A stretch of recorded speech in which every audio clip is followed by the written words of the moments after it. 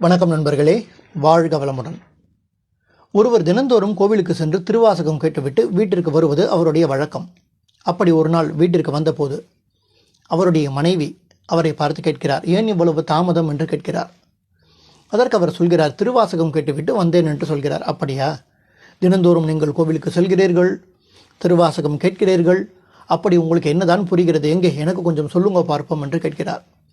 அப்போது அவர் சொல்கிறார், எனக்கு பெரிதாக ஒன்றும் புரியவில்லை, இருந்தாலும் தினந்தோறும் திருவாசகம் கேட்கும்போது என்னுடைய மனதிற்கு நிம்மதியாக இருக்கிறது என்று சொன்னாராம். அப்படியா, சரி, அங்கே ஒரு சல்லடை இருக்கிறது பாருங்கோ, அந்த சல்லடை முழுவதும் தண்ணீரை எடுத்து வாருங்கோ என்று அவருடைய மனைவி சொல்கிறார்.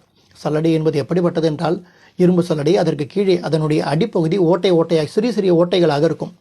அந்த சல்லடையிலே தண்ணீரை முழுவதும் எடுத்து வாருங்கள் என்று அவருடைய மனைவி சொல்கிறார். சரி, மனைவி சொல்கிறாளே என்று இவரும் அந்த சல்லடையில் தண்ணீரை கொண்டு வருகிறார். வரும் வழியிலேயே அந்த ஓட்டை வழியாக தண்ணீர் அனைத்தும் ஒழுகி அனைத்தும் வீணாகிவிட்டது, வற்றிவிட்டது. பிறகு அவருடைய மனைவி சொல்கிறார், நீங்கள் திருவாசகம் கேட்கும் லட்சணமும் இது போன்றது தான். எப்படி இந்த சல்லடையில் இருந்த தண்ணீர் அனைத்தும் ஓட்டை வழியாக ஒழுகி வீணாகிவிட்டதோ அதே போன்றுதான் நீங்கள் திருவாசகம் கேட்கும் லட்சணம் என்று சொன்னாராம்.